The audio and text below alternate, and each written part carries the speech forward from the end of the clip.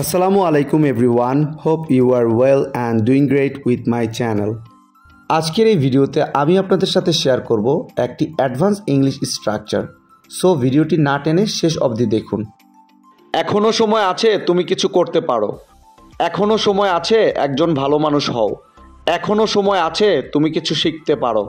এখনো সময় আছে, তোমার দেখা করা উচিত। এই প্রতিটা বাক্যে যে জিনিসটা কমন আমরা দেখতে পাচ্ছি সেটা হলো এখনো সময় আছে। সো যখন আমরা কোনো সেন্টেন্সে এখনো সময় আছে বাক্যটি দেখতে পাবো, সেক্ষেত্রে আমাদের ব্যবহার করতে হবে দেয়ার ইজ স্টিল টাইম। এই টাইপের বাক্যগুলোকে ইংলিশে বলতে হলে সেন্টেন্স স্ট্রাকচারটি হবে there is still time plus sentence. চলুন তাহলে এই স্ট্রাকচারটি দিয়ে এক্সাম্পলগুলি দেখা যাক। এখনো সময় আছে, তুমি কিছু করতে পারো। There is still time, you can do something. There is still time, you can do something. এখনো সময় আছে, একজন ভালো মানুষ হও। There is still time, be a good man. There is still time, be a good man.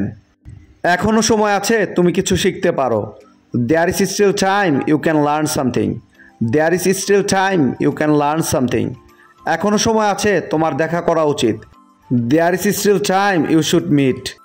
There is still time, you should meet. I hope এই স্ট্রাকচারটা আপনারা ভালোভাবে বুঝতে পেরেছেন। Now it's your turn. এখনো সময় আছে, কিছু করতে চেষ্টা করো। এখনো সময় আছে, কিছু করতে চেষ্টা করো। এই বাক্যটি ইংলিশে কি হবে আপনারা কমেন্টে লিখে জানাবেন।